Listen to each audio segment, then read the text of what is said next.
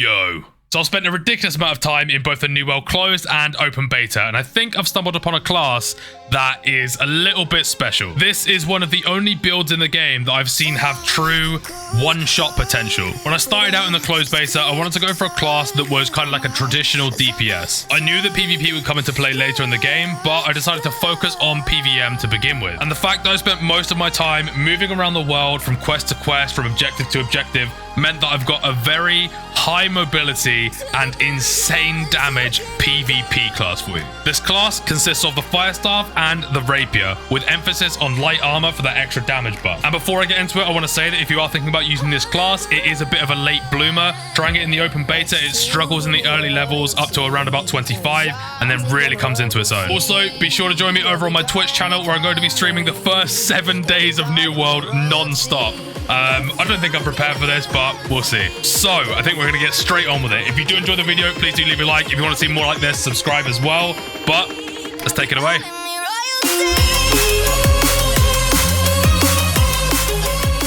So here we have the tree for the Fire Staff. I'm going to go through and explain each of the abilities that we've chosen and exactly why we've chosen them. We'll start on the left-hand side here with the Fire Mage tree and just go through the abilities on here. So the first one we've chosen is an active ability, Pillar of Fire. Has a 9.1 second cooldown. It's a targeted spell that deals 134% weapon damage. Costs 15 mana. This is what you're going to open combat with and try and take the first hit on the enemy. The reason being, the first upgrade means it deals 40% more damage to foes at full health. If you can land this as a first ability hit, then you can start the fight at a real advantage, especially if your foe has light armor or perhaps less magic defense than others. You can start the fight with them on even half HP. And just to give you a demonstration, this is what that ability looks like and how it works. Oh my god! Then the next ability we're going for is this, the Fireball. 13.7 second cooldown. Fire off a heavy fireball that deals 140% weapon damage on impact and leave a 3 meter burning field that lasts 6 seconds. Burning field dealing 10% weapon damage each second. This is your heavy hitter. It costs 25 mana and deals the most base weapon damage out of all of your abilities. This is an absolutely brilliant AoE ability for wars and large scale combat, like taking of forts, things like that. But with this dealing a fair bit of damage and leaving a burning area on the battlefield, it is possible to use this when moving away, turn around, throw down a fireball, deal a little bit of damage and stop the enemies from running directly to you. They're going to take a little bit of a path to get around that burning field, and hopefully you get away a little faster. So the upgrades for this one increase the length of the burning field to 9 seconds, which is quite nice for wars and large scale combat. And the second upgrade, direct hits with fireball, give you 10% of your max mana back and reduce your staff cooldowns by 7%. Now the good news is, with a 3 meter AoE ability, getting direct impacts is pretty easy. You do have to get used to the trajectory of the fireball, but once you do, you can hit direct impacts all the time. In large scale wars, it is super easy to hit more than 3 people with this ability. If you do that, you get all of the mana back that you spent on this ability, and those cooldowns are reduced as well, so you're able to get this ability and chuck it back in much sooner. So let's go over the passives on this side and exactly what they do and how they're going to be benefiting you. Now first, we'll start with the damage dealing ones. There are a couple of empower abilities which increase the amount of damage you do. So this one here, Clear Mind, while above 50% mana, you gain 10% empower. 10% additional damage for every second that you're above 50% mana. This is quite good. It's a nice little bit of bonus damage for that opening hit, especially if you combine that with the Pillar of Fire and that additional damage that it deals for an extra 10% there. Absolutely brilliant. Combined with that, if you haven't taken damage in the last 3 seconds, you deal an additional 10% damage again. So you can really stack up these additional damage percentages and get yourself a nice first hit. Then we've got some passives involving critical hits. So this one here, your abilities gain an extra 15% chance to critical strike. Then, while holding a Fire Staff, your critical strike damage is increased by 20%. All of this is gearing towards dealing massive burst damage with the first hit that you deal with your ability or any other these criticals, but that first hit, if you do manage to land a critical, you're going to be dealing devastating damage. And if that isn't enough, when you gain a critical hit with a Fire Staff, you cause burning, dealing 3% weapon damage each second for 6 seconds. So with all of those upgrades, it allows you to unlock your ultimate upgrade, which is the Runes of Helios. Casting a fire spell places a 2-meter rune on the ground, increasing your spell damage by 30% while standing in the rune. The rune lasts for 7 seconds with a cooldown of 30 seconds. Now, a 30% damage increase is, of course, huge, but you do have to be very careful when using this. With this build, it is pretty much definite that you're going to be running light armor, perhaps swapping out for medium armor during wartime. If you're standing still in a rune whilst being attacked for 7 seconds, you're very likely going to die, especially if there's more than one enemy on you. So while this is absolutely brilliant additional damage, which is really good for PvM as well, it should be used as a little bonus if you're able to get it. You should not be playing specifically for this while there's enemies close to you. That being said, if you're aware of your surroundings and you got a little bit of balls of steel, then stand in this thing and do absolutely insane damage. So that's the Fire Mage tree. Let's move on to the Pyromancer and just see what upgrades we've got here. So the ability that we've got is this Burnout, 18.3 second cooldown, dash through targets dealing 129% weapon damage on hit. Passing through a target will catch the target on fire, applying a burn that deals 10% weapon damage each second for 8 seconds, and it costs 30 mana. This is my favorite ability of the class. It is a massive dash that allows you to deal a lot of damage and get out of situations that aren't favorable for you. Combine this with some of the abilities on the Rapier and you're going to be a slippery number for sure. The upgrades on this mean that your staff cooldowns are reduced by 5% for each hit, but that's really only to unlock this, which means that your burnout goes 50% further in terms of the dash capability. And this thing goes far.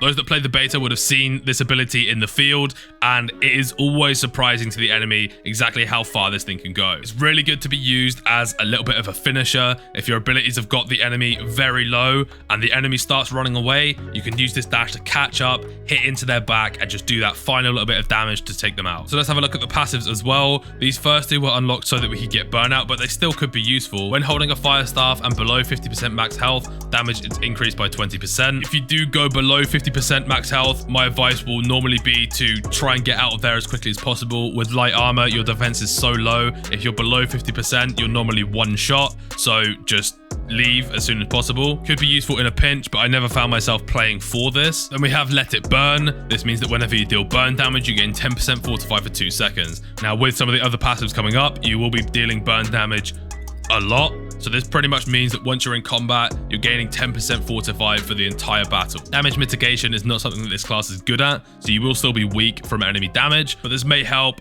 you survive that one extra shot needed to get away and re-engage. Then we have Watch It Burn, which is one of my favorite passives in the game at the moment. Light attacks cause the enemy to catch fire, dealing 3% weapon damage each second for 6 seconds. This stacks as well. So when you combine it with Kindle, which means that burning lasts 20% longer, it's possible to stack up to 10 burns on an enemy at any one time. While the 10 stack of burn damage is a lot more useful in PvM, very difficult to do in PvP, if you do manage to pull it off, you're dealing 30% of your weapon damage every single second. With the increased damage that you get from critical strikes, and the way that if you do hit a critical strike, you get an additional burn, then spamming light attacks is actually a very good strategy with the fire staff. In situations where you're 1v1 at range and the enemy has a life staff, a musket, or a bow, spamming light attacks on that enemy is fantastic. You deal enough damage, and they get to the point where they realize, okay, I'm kind of low, I should be leaving. At that point, they're already stacked up with burn damage. You're going to be dealing a lot more as they run away. And finally, combat speed, which means that when you activate a fire staff ability, gain 10% haste for 5 seconds with a cooldown of 10 seconds. Useful for a number of reasons. Again, if you lob this fireball backwards whilst running away, you get that additional movement speed to get out of there a little bit quicker. Equally useful for chasing down targets with burnout after you've gotten them low. So that's the fire staff. I'd be interested to know what you guys think. Did you pick something different? Do you agree with this? Let me know in the comments down below. Then we have the Rapier setup. This is one that I've been toying with quite a lot. The right hand side I'm pretty set on. I think this is good, but the left hand side I'm not so sure. So on this right hand side we have Fletch, which leaves the ground lunging forward for 10 meters in a stabbing motion, piercing through enemies, dealing 145% weapon damage with a 15.5 second cooldown. It's great for going through enemies out the other side. It's great for dealing a nice chunk of damage. To be honest, I use this a lot for getting out of AoE abilities and slows, like the Great Axe's Gravity Well, which is a vortex, that black hole that stops anyone from getting out. It's essentially a route, but this dash ignores that and just gets out. With how powerful the Great Axe has been, this ability has been very useful to me. The upgrades mean that if you kill someone with it, the cooldown's reduced by 80%. And also, after performing this ability, your next critical strike will have an additional 15% damage, which lasts for 5 seconds. The other ability we have is Riposte, which is a super interesting one. Enter a defensive stance for 1 second. If you're struck during this ability, counter the attacker, stunning them briefly for 1.5 seconds. You are briefly invulnerable upon a successful riposte. This ability is used for when a melee enemy is chasing me down, it looks like they got me on the back foot, perhaps a hatchet enemy that's used berserk, or a war axe that's got me in their bloodlust. It looks like they're about to land a hit. I turn around with a riposte and stun them for 1.5 seconds, as well as the upgrade on this, which means that all my attacks are uninterruptible for 3 seconds. It's a fantastic way to just counter some damage. It's really good if they think they just got up to me and about to deal a lot of damage, and they're stuck for 1.5 seconds, and I'm hitting them consistently for 3. It's a fantastic way to get some really good outplays, and it pairs really well with my ability on the blood tree, which I'll go into a lot more detail about in just a second. So the rapier passives, to be honest, aren't that great. Using it as a second weapon, these are just really light passives, nothing really that I can play around. If I find myself in a situation where I'm below 40% stamina, I'll deal 10% more damage. If I'm so lucky to have my rapier out when I'm at full HP, then I'll deal an additional 10% damage. And with hits, I'll gain an additional 3% movement speed for 4 seconds. So just a little bonus, nothing too crazy. Now you'll notice that unfortunately I'm not max level on my rapier. If I were, this is where I would invest my points. I would invest 1 into priority, which means the cooldown of other rapier abilities are reduced by 20% when landing a riposte stun. And lasting consequence, which means that the riposte stun is increased to 2 seconds from 1.5, which will allow me to unlock my ultimate upgrade, which gains an additional 25% damage on my next light or heavy attack after performing an ability. With the rapier not really being used as a damage dealing tool, more as a utility to get out of or turn round combat, this is cool, but not game changing. I would also unlock this, Red Curtains, which means critical strikes reduce all cooldowns by 5%. So on the blood side, we have this ability here, Flurry. On a 14.6 second cooldown, you enter a pose stance and unleash a series of 5 quick thrust attacks, which each strike dealing more damage. Flurry can be dodge cancelled at any time. This is the ability I use after I've landed my riposte stun. The upgrades mean that it deals 25% more damage versus a block if I do decide to use it outside of a riposte stun. If I land consecutive hits, the cooldown of this ability is reduced by a lot. And then the next upgrade, unfortunately, is useless to us as we're not dealing rapier bleeds, but it is a very good one if you do have a separate rapier build. It extends all bleed by 1 second, including bleeds that have not been applied yet to that target. And then finally, the last hit of Flurry will cause the enemy to stagger. So you have a situation where you land your riposte stun, your attacks are uninterruptible for 3 seconds, you use your Flurry, which you will be able to land the vast majority, if not all of your shots, reducing the cooldown by 35%, at which point the last shot will stagger them again, allowing you to get out, run away after dealing your damage, of which you'll have an additional 15% movement speed because you've just hit 5 shots in a row. So it's a really nice counter for those enemies that are melee based, that have chased you down for a while. They finally caught up to you and you're gone again pretty much instantly. You can even use your dash to get away just for a little bit of additional flair. With attributes, I've sunk every single point I possibly can into intelligence, meaning that it's leveled me up to the point with gear that I get mana after dodge, I get increased elemental damage, I get critical hit damage, and I get damage to light and heavy magic attacks, which makes a big difference to those light spam 1v1s. I have been lucky enough to get gear upgrades that bring my constitution to 53, meaning my max HP is pretty decent as well, and I get an additional 20% from healing consumables. All right, guys, that should be everything. Be sure to leave a like on this video if you did enjoy it. Sub if you want to see more. There's going to be plenty more New World content coming out in the future. And of course, come follow my Twitch if you want to see me live. I'm going to be streaming the first 7 days of New World, so it will be great to see you guys there. But either way, thank you so much for watching, and I'll see you in the next one.